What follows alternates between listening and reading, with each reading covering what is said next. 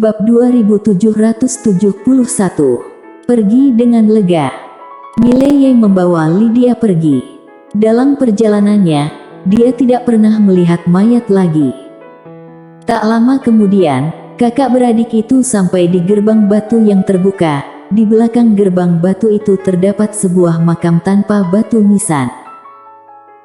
Pada tiang-tiang di kedua sisi gerbang batu terdapat dua orang pendekar yang mengenakan baju besi emas, yang satu memegang pedang dan yang lainnya memegang pisau, tampak nyata dan hidup, terutama mata keduanya yang berwibawa. Lydia melirik ke makam lalu membuang muka. Mileye menuntun Lydia menuju makam. Saat mendekati gerbang batu tiba-tiba bergetar sedikit.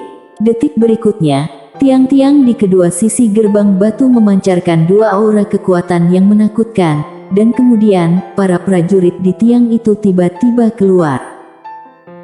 Salah satu dari mereka tiba-tiba memelototi Mileye dan mengarahkan pedangnya ke arah Mileye dengan marah, "Beraninya kamu membobol tanah penguburan langit." Suaranya seperti bel yang keras, mengguncang dunia. Mileye kaget. Kedua pejuang ini ternyata adalah master alam diri sejati yang legendaris. Alam diri sejati. Pada saat ini, pria paruh baya yang ditemui Mileye dan Lydia sebelumnya juga bergegas mendekat. Ketika dia melihat dua prajurit lapis baja emas hidup kembali, wajah pria paruh baya itu tiba-tiba berubah, dan dia dengan cepat menyingkir. Ketika prajurit lapis baja emas yang memegang pedang panjang melihat Mileye tidak berbicara, dia menjadi marah dan menebas Mileye dengan pedang panjang. Jelek. Pedang cahaya emas jatuh lurus ke bawah, seolah-olah akan memotong alam semesta menjadi berkeping-keping, sungguh sangat menakutkan. Menghadapi pedang yang menakutkan ini, Mileye terlihat tenang dan tidak ada gangguan di hatinya. Tepat ketika pedang itu berjarak setengah inci dari kepala Mileye, tiba-tiba, sebuah pedang menancap di alis prajurit lapis baja emas itu tanpa peringatan apapun. Bang! Prajurit lapis baja emas itu tiba-tiba tampak tidak bisa bergerak dan membeku di tempatnya. Melihat pemandangan ini, prajurit lapis baja emas yang memegang pisau panjang tiba-tiba menoleh untuk melihat ke arah Lydia. Matanya penuh rasa tidak percaya. "Kamu..." Bukan hanya prajurit lapis baja emas ini, tapi pria paruh-baya yang datang tak jauh dari sana juga memiliki tatapan penuh rasa tidak percaya. Buset, buset. Dia hampir musnah secara spiritual oleh prajurit lapis baja emas ini hanya dengan satu jurus pedang. Meski selamat, tapi dia juga berkultivasi selama ratusan ribu tahun. Oleh karena itu, dia sangat menyadari kengerian prajurit lapis baja emas ini. Tapi, pada saat ini, prajurit lapis baja emas yang menakutkan di depannya benar-benar dipaku oleh satu jurus pedang wanita ini. Prajurit lapis baja emas ini berada di master alam diri sejati. Apa-apaan? Pikiran pria paruh baya itu menjadi kosong. Pria berbaju besi emas yang tertancap oleh pedang Lydia juga sangat tidak percaya saat itu. Dia memandang Lydia. "Kamu..." Lydia terlihat tenang, dia menoleh ke arah Mileye. "Bunuh." "Bunuhkah?" Mileye berpikir sejenak, lalu memandang pria berbaju besi emas yang memegang pedang. Siapa yang dimakamkan di makam? Pria berbaju besi emas terdiam. Lydia sedikit mengernyit dan menekan telapak tangannya dengan ringan. Bang! Jiwa pria berbaju besi emas dengan cepat menghilang dengan kecepatan yang sangat menakutkan. Pria berbaju besi emas itu ketakutan, dan buru-buru berkata, "Di dalam makam ini ada ketua klan surgawi." Klan surgawi. Mileye sedikit mengernyit. Era ribuan klan ada 3 klan yang super. Selain klan manusia, juga ada klan surgawi dan klan Seng. Dia tidak menyangka tempat ini ternyata klan surgawi. Pada saat ini, pria berbaju besi emas yang memegang pedang tiba-tiba berkata dengan gemetar, "Dik, jangan membuka makam ini." Mileye sedikit bingung, kenapa? Pria berbaju besi emas yang memegang pedang berkata dengan suara yang dalam, di makam ini, selain ketua klan surgawi, ada juga Raja Yi yang ditindas. Mileye melihat sekilas ke makam itu, lalu berkata, Raja Yi. Pria berbaju besi emas dengan pedang mengangguk, Raja Yi yang abadi, ketua klan kami mengorbankan dirinya dan menekannya di dalam kuburan ini. Jika dibuka, dia akan muncul kembali di dunia, dan begitu muncul kembali di dunia, itu hanyalah sebuah bencana. Mileye menoleh ke arah Lydia. Lydia terlihat tenang, dia akan segera keluar. Mendengar ini, pria berbaju besi emas yang memegang pedang tercengang, dan detik berikutnya, makam tiba-tiba bergetar hebat. Melihat pemandangan ini, wajah pria berbaju besi emas yang memegang pedang dan pria berbaju besi emas yang memegang pisau berubah seketika.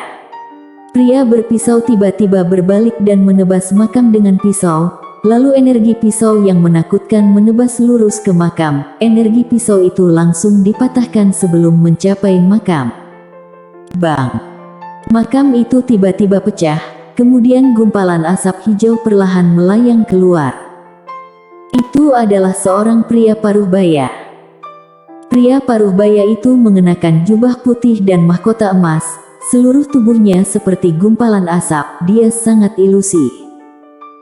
Melihat pria paruh baya ini, pria berpisau itu segera membungkuk dalam-dalam, Ketua Klan. Ketua Klan Surgawi. Ketua klan surgawi melirik peti mati di kejauhan yang dipenuhi segala macam abjad kuno yang aneh, dengan ekspresi yang rumit, pada akhirnya, tidak bisa ditekan lagi. Mendengar hal itu, pria berpedang dan pria berpisau langsung pucat pasi. Haha. Pada saat ini, tawa keras tiba-tiba terdengar dari peti mati di kejauhan, jutaan tahun. Jutaan tahun. Aku akhirnya keluar, haha. Saat suara itu terdengar, tiba-tiba peti mati itu meledak. Sesaat kemudian, seorang laki-laki berjubah hitam perlahan melayang ke atas. Laki-laki berjubah hitam ini memiliki tanduk di kepalanya dan matanya merah. Tubuhnya memancarkan aura yang sangat menakutkan. Raja Yi. Melihat kelahiran Raja Yi, Ketua klan surgawi menggelengkan kepalanya sedikit dengan ekspresi rumit. Dia mengorbankan dirinya untuk menekan pihak lain selama jutaan tahun. Awalnya dia ingin menguras energi pihak lain sampai mati, tapi dia tidak menyangka pihak lain tidak terkonsumsi sampai mati, malah dia sendiri yang kelelahan. Pada akhirnya gagal. Sekarang di dunia ini, siapa yang bisa menghentikan Raja Yi? Pada saat ini, Raja Yi tiba-tiba melihat ke arah ketua klan surgawi dan tertawa, Tiamo, aku ini abadi, tubuh fisikku abadi, jiwaku abadi, dan kesadaranku abadi. Kamu ingin menguras energiku sampai mati. Kamu sungguh bermimpi, meskipun memberimu jutaan tahun, kamu tetap tidak bisa membunuhku. Tak seorang pun di dunia ini yang bisa membunuhku. Tiamo terdiam. Pada saat ini, dia sepertinya merasakan sesuatu. Dia tiba-tiba menoleh untuk melihat pria berbaju besi emas berpedang yang terpaku di sasna. Ketika dia melihat pemandangan ini, dia langsung terpana. Kemudian, dia tiba-tiba menoleh untuk melihat Lydia, siapa yang mulia. Lydia tidak menjawab. Setelah Tiamo terdiam beberapa saat, dia membuka telapak tangannya dan segel emas perlahan melayang di depan Lydia. Nak, maukah kamu menjadi ketua klan-klan surgawi? Jika kamu mau, semua benda ilahi dan keuangan klan surgawi akan diberikan padamu. Nyatanya, dia tidak bisa merasakan kekuatan Lydia, kini dia hanya bisa taruhan. Seorang master yang dapat dengan mudah mengendalikan master alam diri sejati. Ini layak untuk dipertaruhkan. Lydia melirik segel emas itu, wajahnya tanpa ekspresi. Saat ini, Mileye di samping tiba-tiba berkata, adikku tidak mau, bagaimana kalau aku saja? Setiap orang Setelah mendengar perkataan Mileye, Tiamo menoleh ke arah Mileye. Dia menatap Mileye dan ragu-ragu. Mileye berkata dengan serius, "Apa yang aku lakukan sama dengan apa yang dilakukan saudara perempuan aku." Tiamo melirik ke arah Lydia dan melihat bahwa Lydia tidak bersedia. Dia mengangguk sedikit, membuka telapak tangannya, dan perlahan melayangkan segel emas ke depan Mileye. Mileye segera menyimpannya. Saat itu, Raja Yi di kejauhan tiba-tiba tertawa, ketua klan surgawi. "Konyol. Setelah hari ini, apakah masih ada klan surgawi?" Saat suara itu terdengar, dia tiba-tiba melihat ke arah Mileye. Detik berikutnya, dia meninju Mileye dengan keras. Dengan pukulan ini, warna dunia berubah. Dan pada saat Raja Yi meninju, sebuah pedang tiba-tiba menembus tinjunya, dan kemudian menancap di tubuhnya di sepanjang lengannya. Bang! Di mata semua orang, Raja Yi langsung dipaku pada pilar batu di sampingnya. Tempat itu tiba-tiba menjadi sunyi. Tiamo dan yang lainnya tiba-tiba menoleh untuk melihat Lydia, mata mereka penuh rasa tidak percaya. Raja Yi benar-benar bingung. Setelah dipakukan, Raja Yi memandang Lydia, "Siapa kamu?" Lydia melirik Raja Yi, lalu berkata, "Kak, bunuh tidak." Mileye terdiam. Raja Yi tiba-tiba berkata dengan sengit, "Bunuh. Aku ini abadi, siapa yang bisa membunuhku? Siapa yang bisa?" Lydia tiba-tiba melambaikan lengan bajunya, pedang penerapan Taoisme bergetar hebat. Bang! Di mata semua orang, Raja Yi itu langsung dimusnahkan. Setelah Raja Yi menghilang, mata Tiamo penuh ketidakpercayaan, ini tidak mungkin. Lydia memandang Tiamo, apa yang tidak mungkin? Tiamo menatap Lydia, dia abadi, saat kami mengepungnya bersama, tidak ada teknik supranatural yang bisa membunuhnya, kamu. Setelah hening beberapa saat, Lydia berkata, "Mungkin kalian terlalu lemah." Setiap orang. Saat ini, Tiamo tiba-tiba berkata, "Yang mulia ada hubungannya dengan pena kebenaran agung." Jelas sekali, dia menemukan bahwa di ikat pinggang Mileye ada pena kebenaran agung. Lydia menggeleng, tidak ada hubungan. Tiamo sedikit mengernyit, apakah yang mulia orangnya pena kebenaran agung? Lydia sedikit mengernyit, dan pada saat itu, suara pena kebenaran agung tiba-tiba muncul di tempat kejadian. "Apa maksudmu orangku?"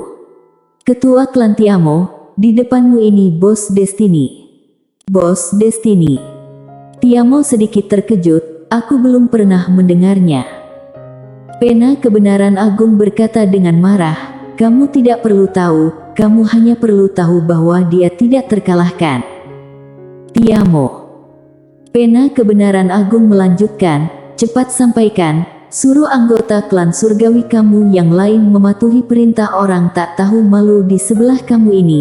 "Oh bukan, maksudku Tuan Muda Ye." "Suruh anggota klan surgawi mematuhi Tuan Muda Ye. Maka kamu bisa pergi dengan tenang." "Tuan Muda Ye." Tiamo melirik ke arah Mileye, dan setelah hening beberapa saat, dia mengangguk, "Mulai sekarang, Tuan Muda Ye adalah ketua klan surgawi. Siapapun yang menjadi anggota klan surgawi maka harus mematuhi perintah Tuan Muda Ye. Siapapun yang melanggar ini akan dibunuh oleh klan surgawi." Setelah mengatakan itu, tubuhnya perlahan menjadi tidak nyata. Mileye tiba-tiba memandang kedua pria berbaju besi emas itu, "Apakah mereka juga mematuhi perintahku?" Kedua pria berbaju besi emas itu langsung memberi hormat, "Salam ketua klan." Beraninya mereka tidak mendengarkan. "Tidakkah kamu melihat Raja Yi di samping langsung dibunuh?" Saat ini, Mileye tersenyum tipis, "Ketua klan Tiamo, kamu tidak perlu khawatir, coba dipikirkan, adikku saja kuat sekali. Sebagai kakaknya, hehe, pikirkan sendiri." Tiamo awalnya tertegun, lalu tersenyum tipis, lalu pergi dengan pikiran tenang. Bersambung.